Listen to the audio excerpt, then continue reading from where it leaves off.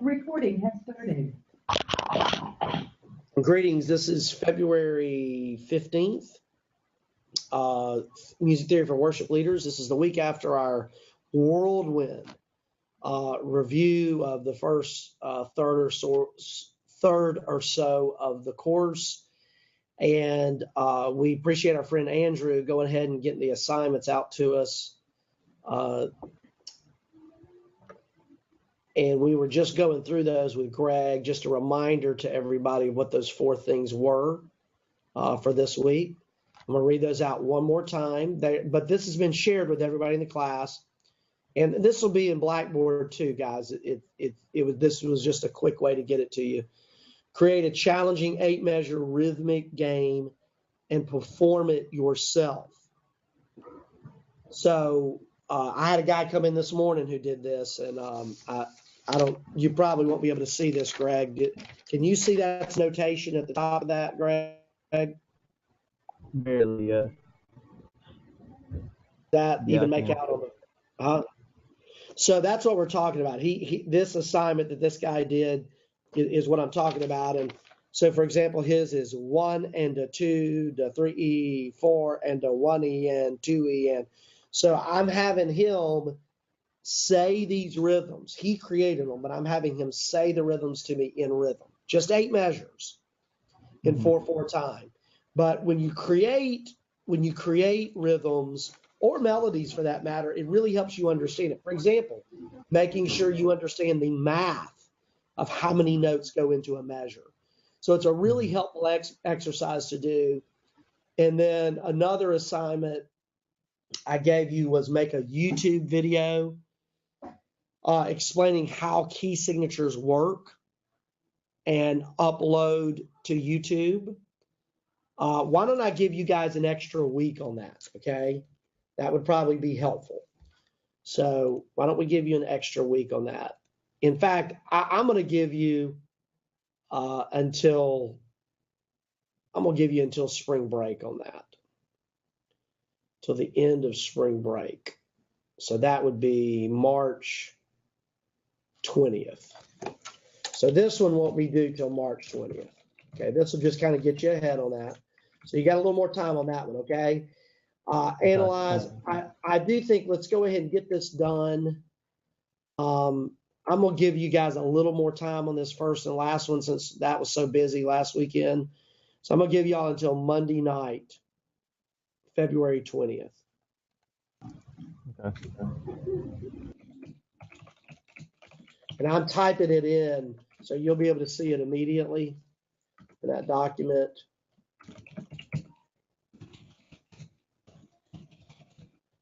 I'll copy this in Blackboard, but since we're talking here online, and then reading through the textbook through chapter 8. So you got a little more time here, and then analyzing the chords. That was that last thing we did that day where you have to kind of descramble the chords and write above the letter name of the chord like you'd see on a chord chart and right below the Roman numeral.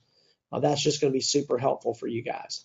Now, your book is not actually that far. So some of these assignments, I've got you a little beyond the book. But the good thing about the book is it's going step by step and making sure you understand things step by step. Are there any items in the book that were confusing that I could help you with?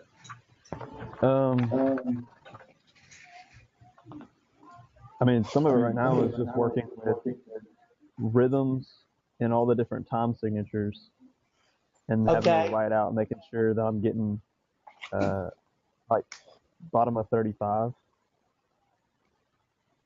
Yeah. And then middle of 38, like writing those triplet stuff out. This goes great. So this is bottom of 35 where you're having to write in where the measures go. This actually goes along really well with the exercise I've given you because it forces you to do the math. So what I'm going to suggest to you is use that same system that I was teaching you guys last week where you literally write in 1 and 2 and T and 4. So like in those first 4 notes, the first quarters, are you looking at it right now? Yeah. Okay. So the first quarter note is 1 and. Yeah. Exactly. Yeah. And then the second quarter note is 2 and, right? Right. Then what's that third one going to be? The dotted quarter. What's that going to be? That's a 3 and 4. That's going to be 3 and 4. But so you're still short 1/8 note, and so the next one is what? The eighth note is right, the and of 4. So the measure is going to go after the fourth note, right?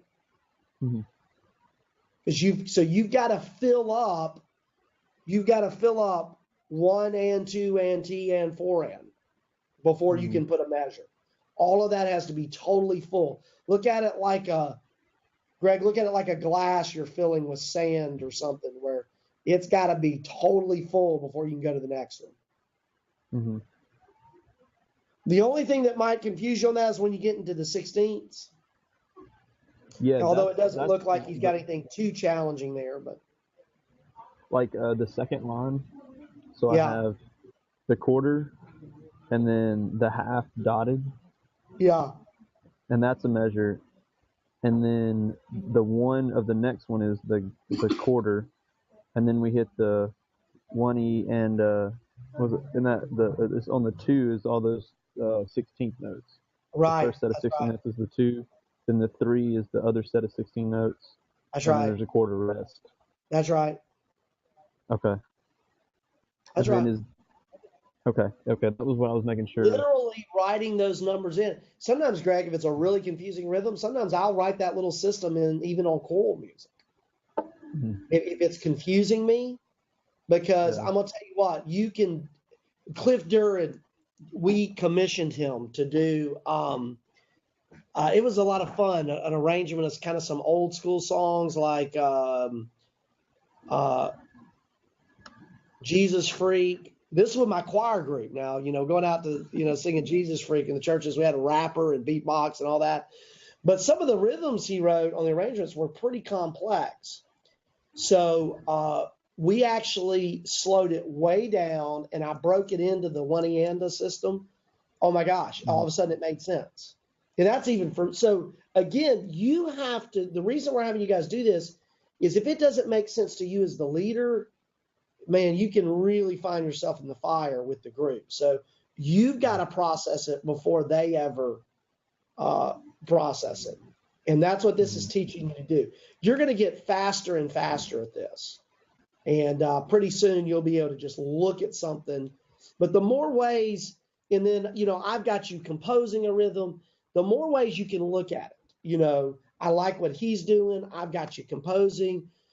That's called comprehensive musicianship. And it's also a way of teaching music so that hopefully you'll do the same thing for the next generation. Okay. So the idea is what happened, Greg, was there was a period of time when if you came up in a church that had a strong music program, you would have done handbells. You would have learned some basic rhythms. Okay.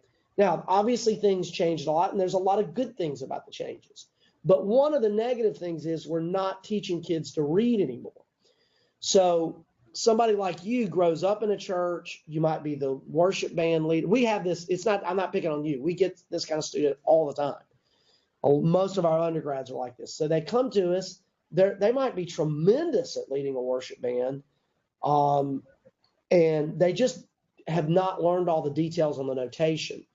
So hopefully now you will help the next generation, maybe even if they're serious, tell them to get this book, so that you can help mentor them through that process. All right. Anything else in the book that I can help you with? 38. So we're looking at triplets. Yeah. And some of them are easy because it says it's got the 3 and it kind of outlines 3 and these are triplets. Right. But, so look at measure 9. Yeah. Is that I will give? Is that a triplet? No. No, it is not. That's not. It's going to say, do you see how at the top it has 3 with the brackets? Mm-hmm. It's going to do that. So that's it's going to bracket it with the 3 over it. So if it doesn't have a bracket, that's what I was getting confused on. Because like on the page before, on 37, in the middle of it, it was showing some different triplets and different time signatures. See the 2/4 and the 6/8. Yeah, but what he's showing you is in 6/8. Do you remember when we talked about compound versus simple? Mm-hmm. Okay. What he's showing you is that in 6/8, when you're in compound time, it's really not a triplet. It's not a triplet in 6/8 because the beat is divided into 3 parts. It's inherent to the nature of the rhythm or of the time signature. Whereas what he's showing you is that it's really, you're doing something equivalent if in 2/4 you use triplets in 2/4, it's really the same as playing in 6/8. That's what he's trying to show you. Okay. So for the 4/4 in You're Worthy of My Praise, if it's not bracketed, then it's not a triplet. Right. And technically in the 6/8 on the page before, technically those eighth notes are not triplets either, because in compound time, the beat is divided into 3 parts. Oh, it's already triplets triplets are only going to occur when you're in simple time, where the beat's divided into 2 and you force a triplet. It's an outside invasion. It's an invasion of compound feel in simple time. Does that make sense, Greg? Yeah, I'm writing that down. Yeah, so a triplet is an invasion of compound feel in a simple time signature. Okay.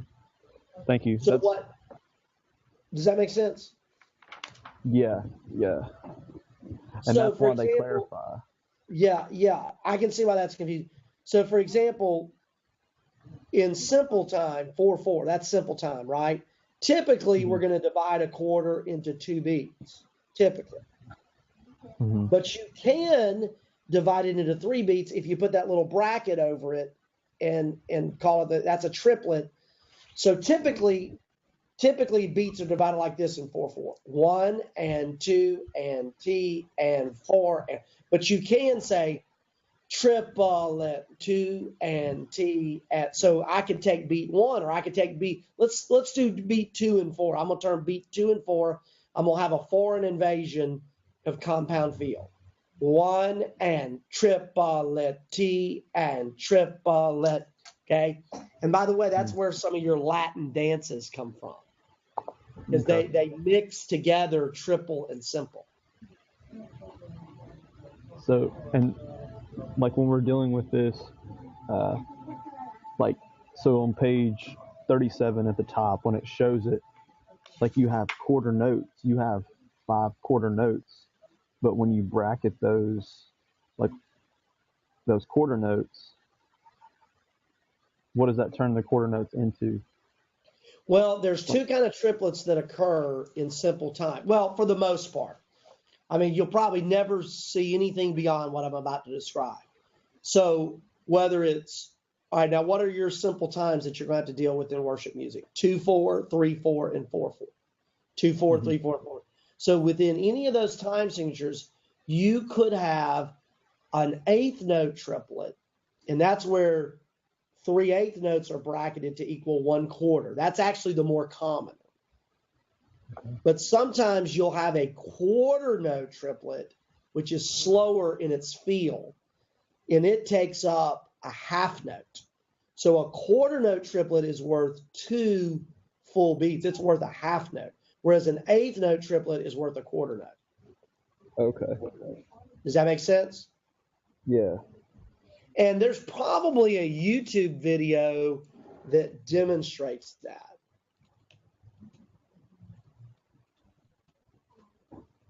Because you really need to hear it demonstrated for it to make sense to your ears. Yeah. Oh gosh, they got all these super complicated triplets. I'm just looking for very basic. The drum ones might be, I'm seeing some drum ones come up. They might be interesting.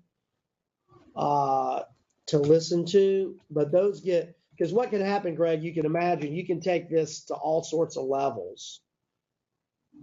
I'm sure. Yeah, and we're just trying to deal with.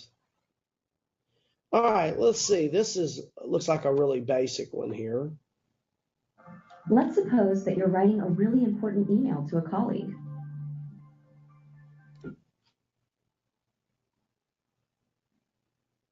All right, I may put this. In this video, I'll be explaining what triplets are and how to calculate the value of a triplet. This is going to be It's very important that you are very comfortable with note values before watching this video, as understanding triplets relies very heavily on the identicals. These are not triplets. It's merely a full bar of quavers in 3/8 with no small. All right, when he says quavers, quavers is eighths in England. Oh boy, did I lose you? Oh boy, did I overload the system? All right, Greg. Yeah. So I'm gonna tag that video. That's great explanation. But in England, they call eighth notes quavers. Okay. So don't let that confuse you. Okay. All right. But that looks like a great video. I'm just gonna put it on that same document. Triplet explanation.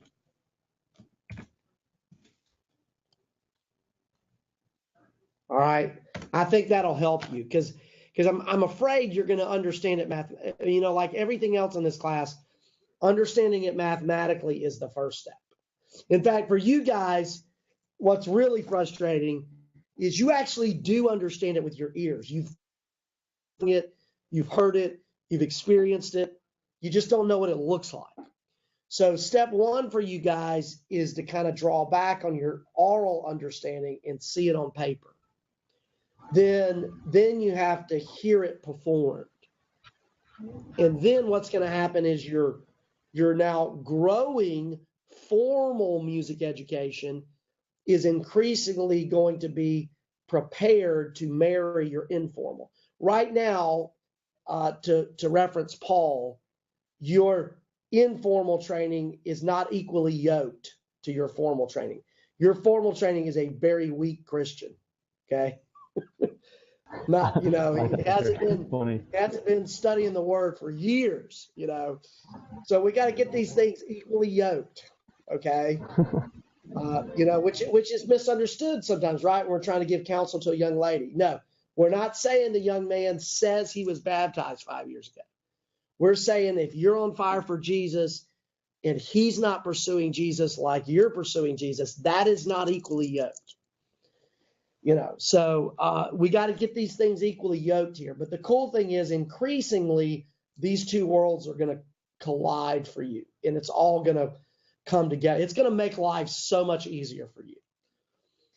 Increasingly. Right now it feels like it's slowing you down, but that will not last forever. And sometimes, I don't even want to tell you this yet, but sometimes it really is better to just go by your ear. Sometimes it really is. For right now, I want you to think that's always a bad decision because I want you to be really committed. Yeah, because I want you to be really committed to really learning it with your ears. I mean, by sight. Yeah. But there'll come a time when you'll learn that like some songs, you really don't need to go through all that. It was pretty straightforward. You heard it once. You can replicate it with a chord sheet.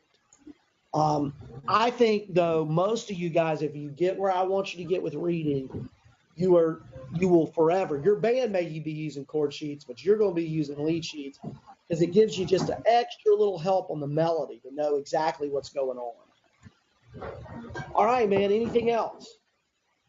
No, that was the two big questions. All right, and we're going to I'm not too worried about these little quizzes. Like I told you guys, the quizzes are mainly just to make sure you're covering the information, okay? To make sure we're continuing to go through that information. I am going to put another quiz up for you guys to do by Monday of next week, but we'll get caught up on those. I'm not terribly worried about that, okay? It's just to make sure you're keeping up with things. Yeah, I took one the other day, and it was weird. Like, it was on what we talked about in class and just key signatures and, picking out notes. And the way the quiz was, it was weird. Like, it didn't pull up on some of the parts didn't pull up on my computer right. Like, it would say match this note or something, and like everything was scrambled, or tell me where the grand staff is and this staff, and like, locate this. Oh, that's super helpful to let us know about that, because we probably need to go back in and fix some things. Thank you. Yeah, it was just 2 of those questions, but the rest of it was fine. So. All right. Well, I think you emailed that to me, and I'm trying to pass that on to Dr. Wagner so we can update those. That's super helpful. Thank you. All right, Greg. All right. Why don't I'm going to go ahead and hit end on recording. I'll pray with you, okay?